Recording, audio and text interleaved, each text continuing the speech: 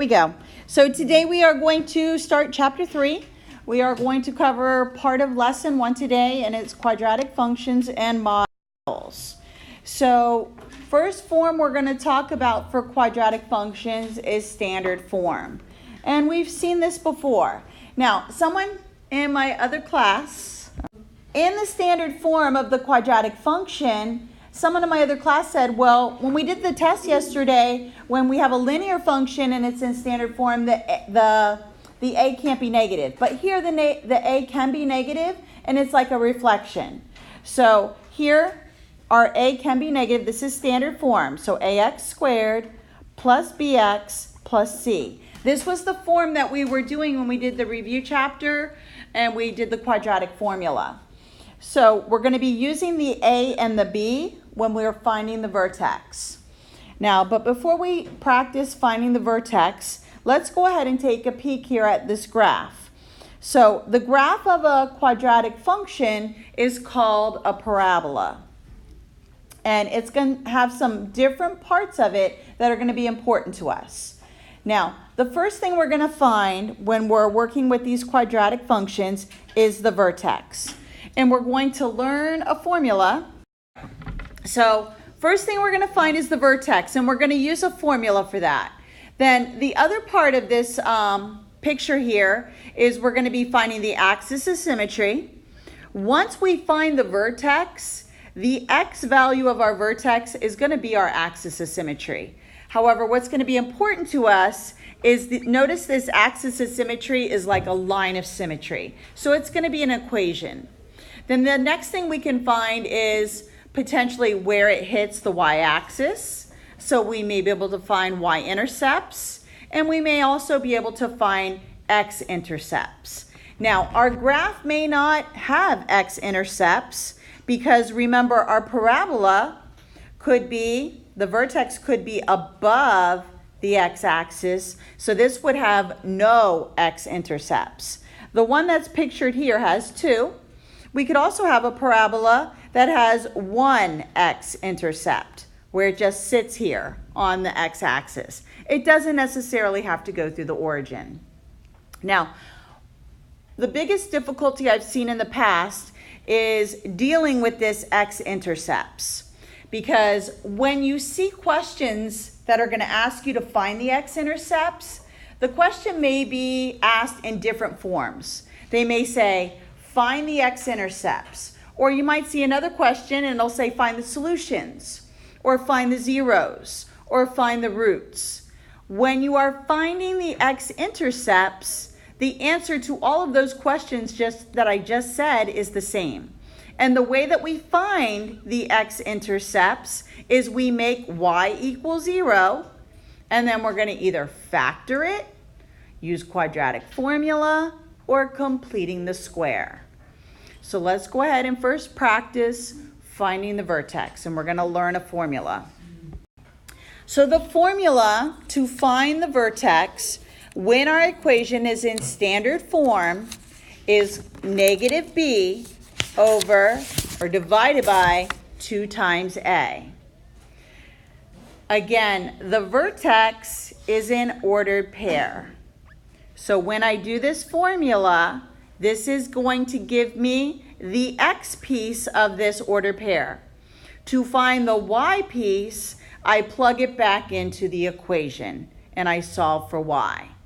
Now, if it's in function notation, because remember, y equals something, and f of x, remember when I taught it to you, I said it's a fancy way of saying y equals. So some of you yesterday on the test got confused and then you said, where's the y? It's the f of x. So again, this is just another way of saying x and y here. So now, when we're going to graph these parabolas, what we're going to do first is find the vertex. After we find the vertex, we're just going to find 2 other points that are on the parabola. And I'm going to show you how we can actually find one point and then know that the other point is just a mirrored image because we have our line of symmetry. So let's try an example. So here is our first equation, It is already in standard form for us.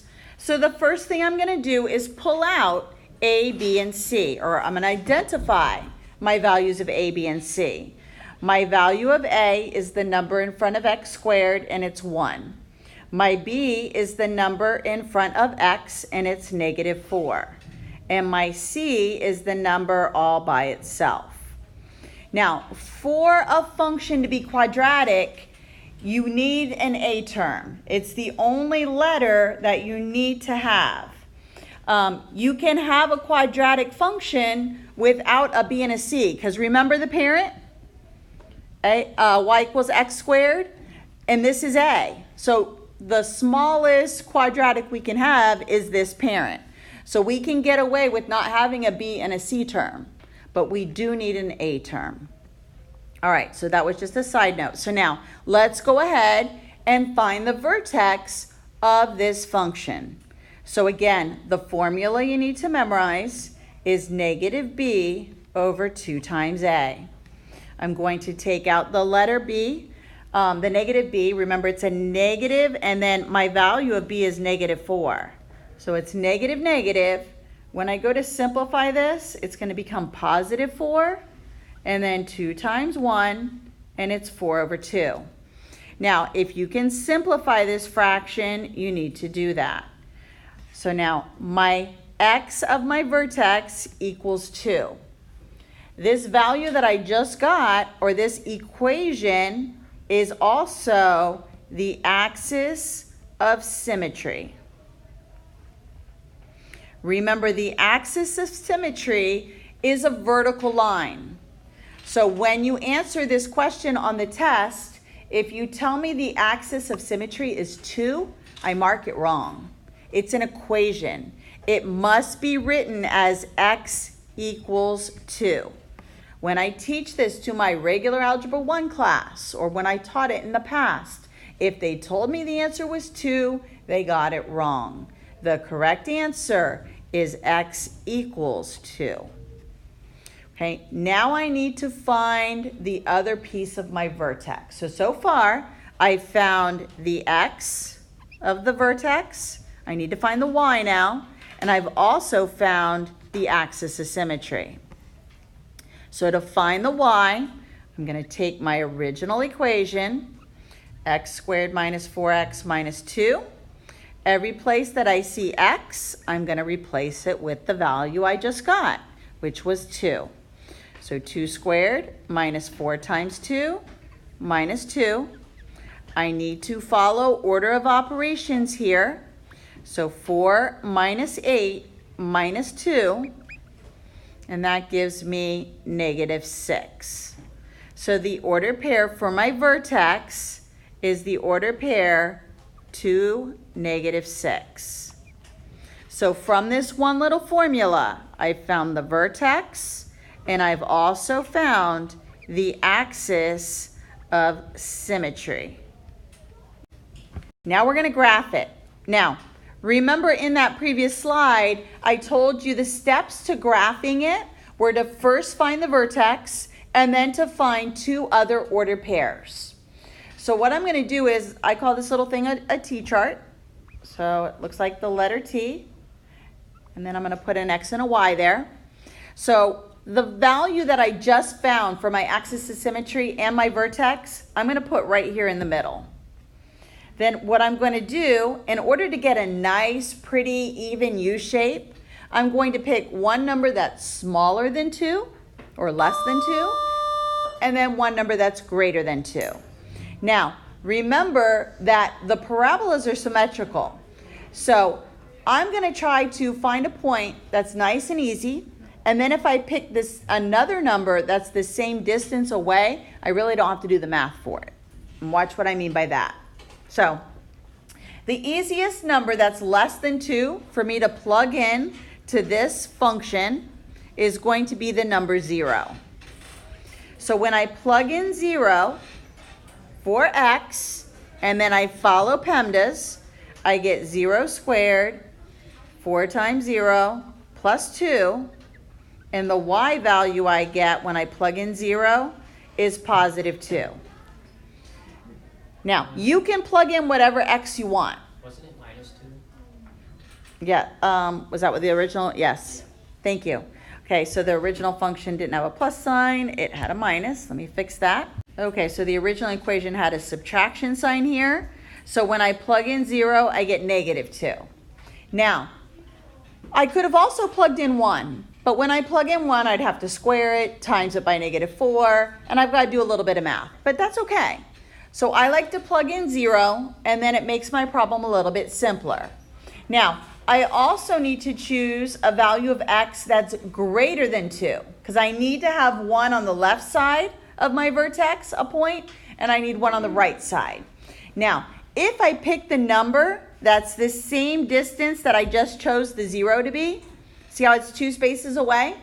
So if I pick one that's 2 spaces bigger, then I don't have to do the math. I know the answer is already -2 because this is symmetrical. Now, if you didn't choose 4, let's say you chose 3, then what you would have to do is come over here and plug it in and do the problem. 9 minus 12 minus 2, and I would get -14, let's see, 3, -5. Everybody with me on that? So if you chose a number other than the one that was the same distance away, then you actually have to do the math for it. You can pick as many values of x as you want, but I'm only going to require you to do 3. So you can do the vertex and then one that's greater than the x of the vertex and one that's less than. So now let's graph these 3 points on our coordinate plane here. So I'm going to graph the order pair 0, -2. Then I'm going to graph the vertex 2, -6. And then I'm going to also graph the other order pair 4, -2. And then I'll connect my points and create my U shape. Now, when I would teach this to my Algebra 1, I would make them get 5 points. I'd make them pick 2 below and 2 above, just so they could see how fat or skinny to make their U shape. But you only need to find 3. And now we're going to identify the vertex, the axis of symmetry, and then the domain and the range. So again, your axis of symmetry is this vertical line that goes through the vertex. And remember, the vertex order pair was the order pair 2, -6. And again, your axis of symmetry is this x value. So the axis of symmetry is x equals 2. Again, it's an equation. Now, if they asked you to find the x-intercepts, then you could factor it or use quadratic formula. I just made it go up so it's not really hitting at a specific point. But I can definitely tell my y-intercept. Notice that's this point right here, and it's the order pair 0, -2. Whenever you write the intercepts, you should be writing them as coordinates, as order pairs. All right, let's go ahead now and identify the domain and the range. So if you remember from lesson 2, the domain of all parabolas is going to be all real numbers. Because remember, eventually this U shape is going to keep getting wider and wider and eventually cover the entire x-axis. The range, however, this is what changes based on your vertex. And the range value, we're going to look at this y of the vertex. So notice this point right here of this vertex. It's at the bottom of my U. So this is a minimum value.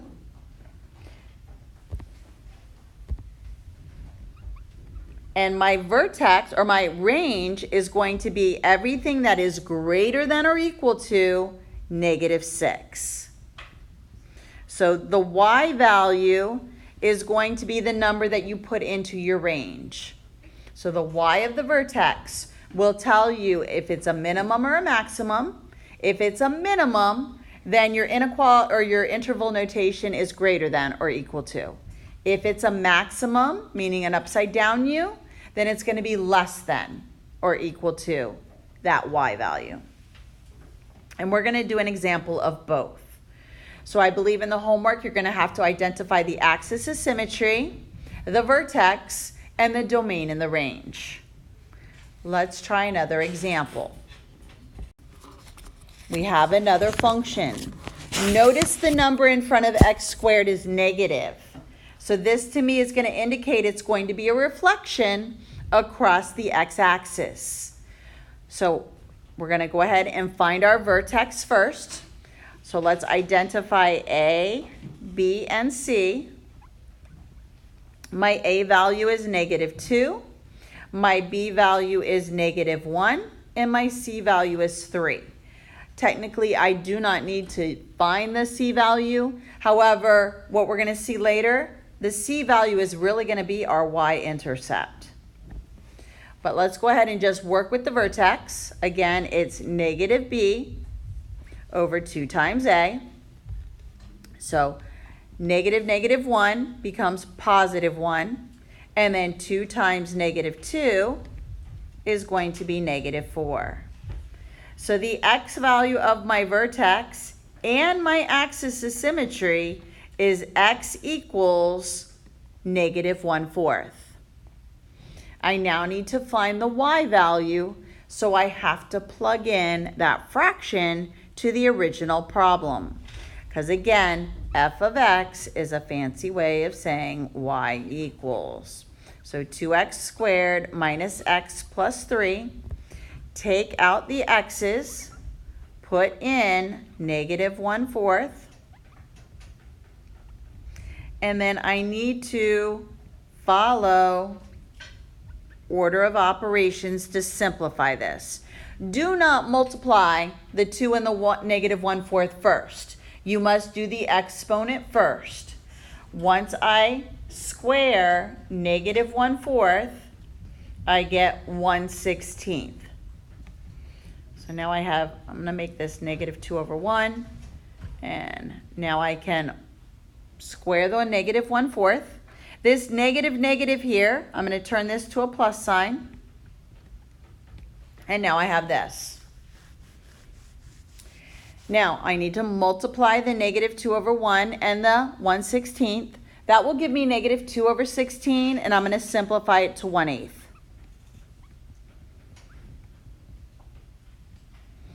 Now, let me change this f of x because I want to show you something. Now, I would just go ahead and add these fractions together and the whole number. I'd find a common denominator. Now, someone had asked me, can I do the trick with eliminating the denominator? Yes, you can, but what you have to remember is the y also, or the f of x, would need to be multiplied by that denominator. So if you wanted to do that trick and multiply everything by 8, this would actually give you -1 plus 2 plus 24. And then I would get 8y is equal to 25, and then divide it by 8, and the y value is 25/8, or 3 1/8. Now, if you didn't want to eliminate that, then you would have added -1/8 plus 1/4, make it a common denominator, and that would give you 1/8 plus 3, which gives you 3 1/8.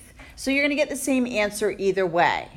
But if you just multiply this side by 8, or this side, then you're not going to get the right answer because it still needs to stay a fraction. It's only when you multiply something that you're solving for x to eliminate it that the denominator can go away. All right, so now that we found the vertex, again, our vertex is going to be the order pair, -1/4 and 3 1/8. If you write it improper as -1/4 and 25/8, that is also fine. However, remember, we're graphing this. So we need to have a good idea of where we're going to put that point. So that's why I made it a mixed number. Also, remember your axis of symmetry was the x equals negative 1/4. Let's try to graph this. So again, here is my coordinate plane. Again, I'm going to look for values that are one that's smaller and one that's larger than my vertex. So again, let me make my little T-chart here. So again, my vertex was negative 1/4, and I knew the value was 3 1/8. So now I need to pick a number that's less than negative 1/4 and a number that's greater than negative 1/4.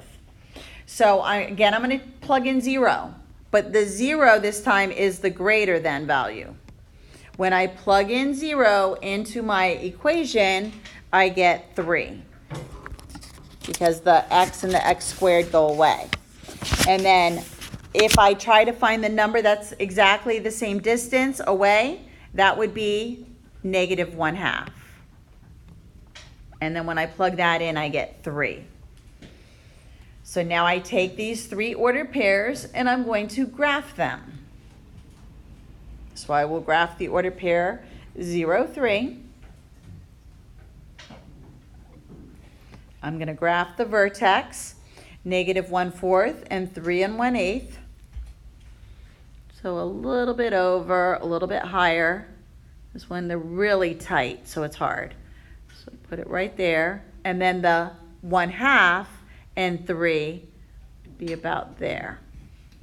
So my axis of symmetry is this vertical line. And I'm not using notability, so it's not very straight. But no, it's the x equals negative 1/4 line. And then if I connected the dots, here's my u. So my vertex, again, is this ordered pair. This time it's a maximum. It's the highest point of my graph. So this would be a maximum value. This is the axis of symmetry in green.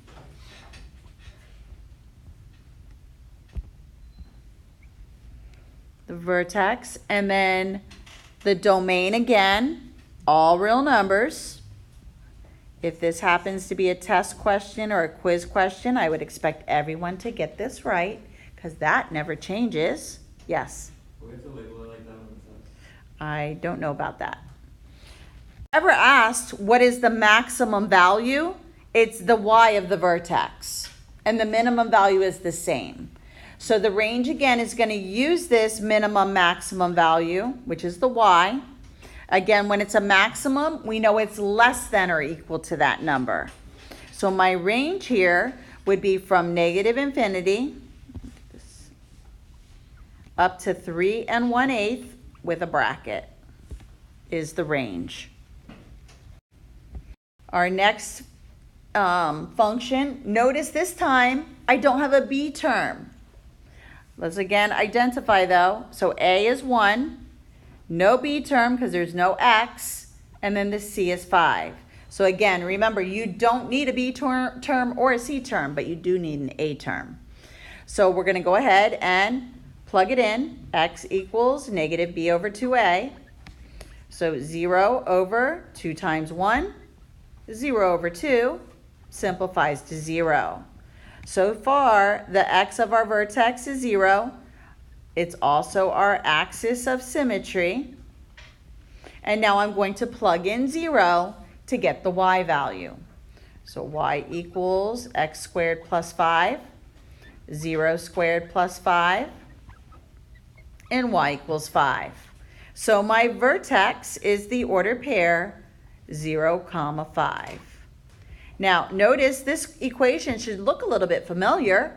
Remember when we did the test yesterday, remember when there's something being added or subtracted to the x squared and it's not in a parentheses? This was a shift of 5 units up.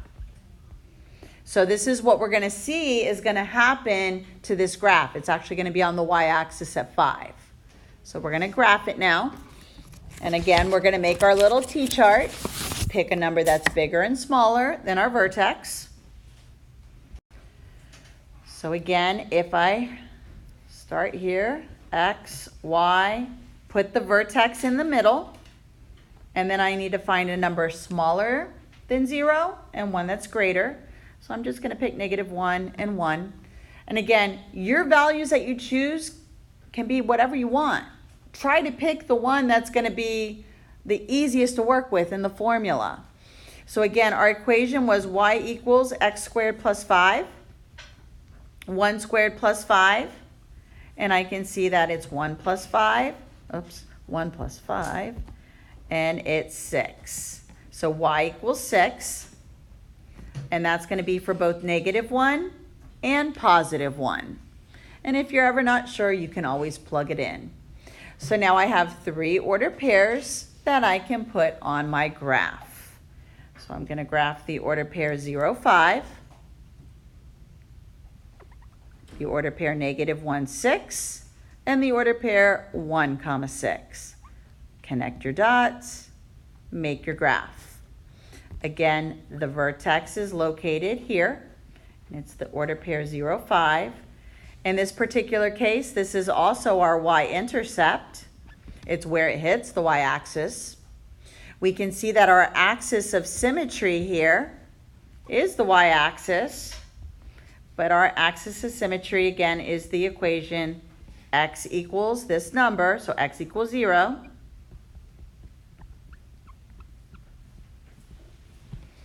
And again, our domain is all real numbers. And our range is that, we're going to look at the y. It's a minimum here. This is a minimum. So we know all the other y values are bigger than that. So 5 with a bracket to infinity. It's a greater than or equal to.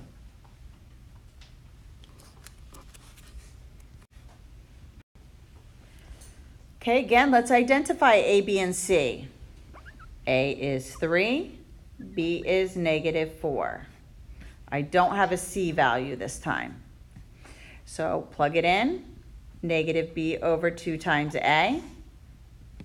Negative, negative becomes +4, and then 2 times 3 is 6. So 4 over 6, if you can reduce, you need to reduce it. So my axis of symmetry and the x of my vertex so far is 2/3. I now need to plug it in to get the y value. So 3 times 2/3 squared minus 4 times 2/3. I need to evaluate the exponent first. So I get 4/9. I'm going to make this 4 over 1, just so I have something to multiply. I'm going to multiply here. I could actually simplify diagonally, make this a 3 and a 1. So this gives me 4 over 3 minus 8 over 3. I already have a common denominator, so I'm just going to subtract, and I get -4/3. So again, my ordered pair for my vertex is 2/3, comma, -4/3. This is the vertex. Now, instead of doing a T-chart this time, actually I'm going to show you both. I'm going to show you the T-chart, and then I'm going to also show you how to find the x-intercepts. So let's go ahead and do the T-chart, x, y, and again, I'm going to put my vertex here in the middle. So I need to pick a number that's less than 2/3 and a number greater than 2/3. So I'm going to actually pick 0, because that's the easiest number for me to plug in. Now I've already plugged in the 2/3, and I saw that it was -4/3. When I plug in 0, remember your equation was y equals, or f of x equals 3x squared minus 4x. When I plug in zeros here, notice you get y equals 0. So 0, 0. Okay, now, if I can find the number that's the same distance away, I can also know that this answer is also 0. So if I just add 2/3 to it, so the x would be 4/3. Everybody follow on that? Okay, so now I've got 3 ordered pairs here, and I can graph them.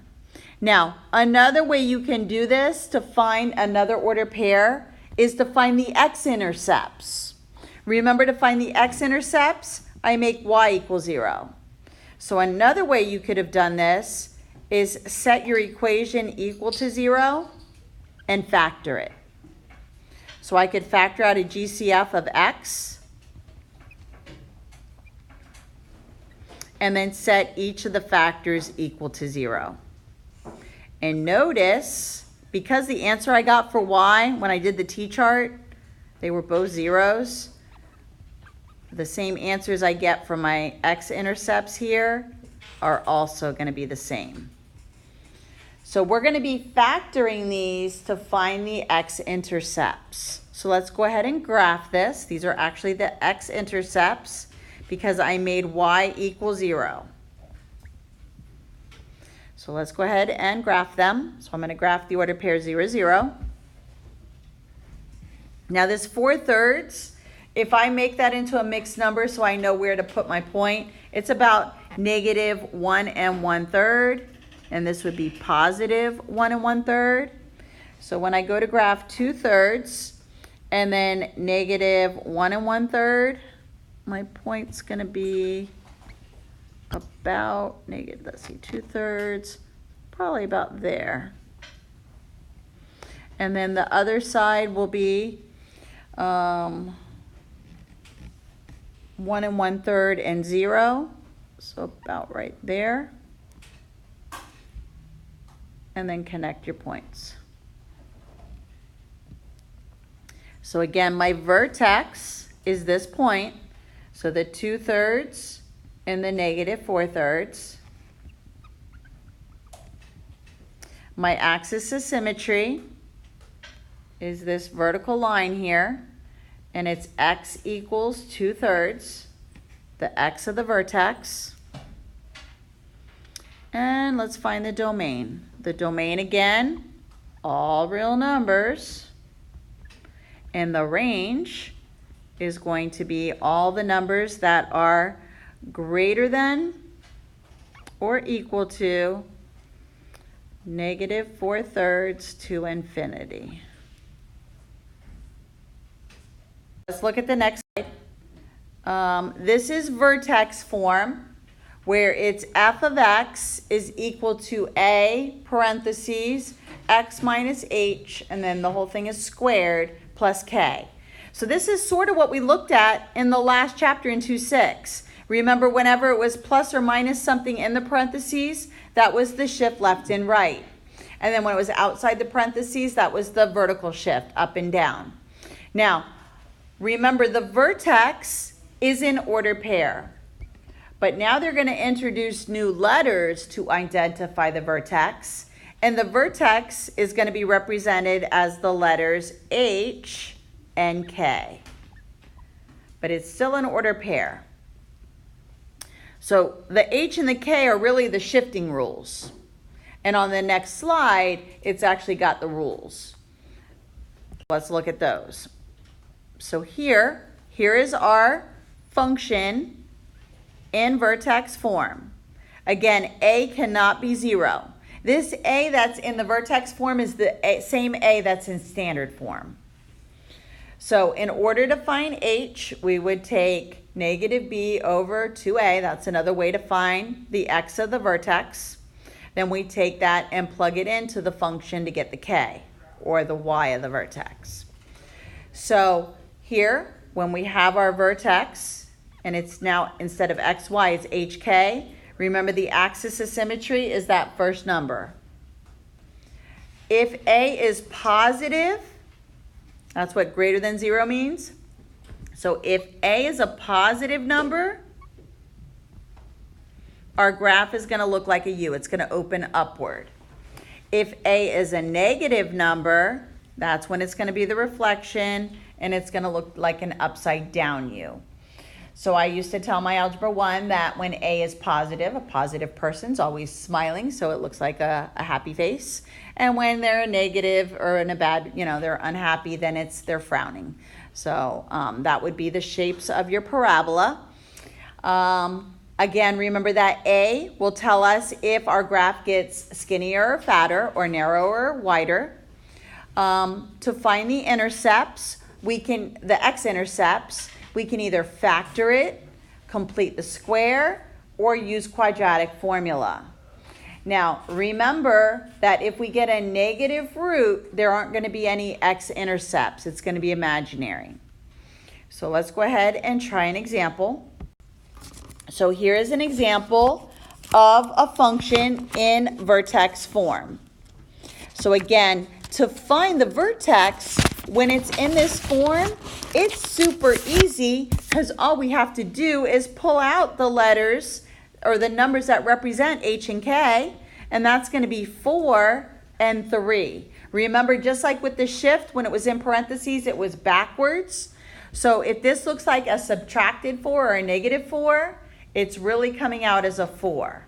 But the K value is what it is. Because notice part of the formula or the form is got the subtraction sign in there. So this is how you will find the vertex, by just pulling it out of the vertex form. The next thing we have to do is find another point. Now, I could either find the y-intercept or I could find the x-intercepts. So let's try to find the x-intercepts. So remember, to find the x-intercepts, we make y equals 0. Remember, to find the y-intercepts, I make x equals 0. And I'm going to do both. This is what you had to do on the test yesterday, but it was linear. So if I make y equals 0, it's going to be x minus 4 squared plus 3 equals 0. I need to solve this, so I'm going to move the 3 over. I need to find x. I'm now going to apply the square root method. And notice when I go to solve this, I'm going to get plus and minus square root 3i, or I radical 3. So this would be imaginary. So this would tell me there are no x-intercepts. So that doesn't help me get an ordered pair. So let me try to find the y-intercept. So I'm going to make x equals 0. So y equals 0 minus 4 plus 3. And I'm going to solve for y to get my y-intercept. And there's a square here. So equals negative 4 squared minus 3 plus 3. Thank you. 16 plus 3, and y equals 19. So my y-intercept is the ordered pair 0, 19. I'm now going to graph the two ordered pairs I have, and then I'm just going to graph the mirrored image of the y-intercept. So let's try this. So for my graph here, notice how I put my x-axis way really low, because remember, I'm graphing the ordered pair 0, 19. So I'm going to count up 19 to get to that y-intercept.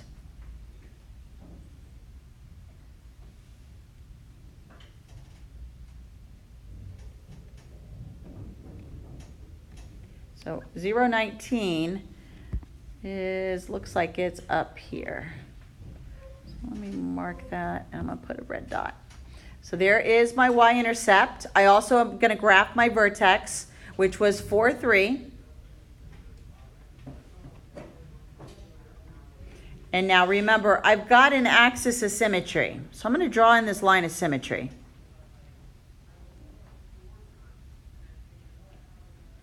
Now, I only have half of my u here. I need the other half.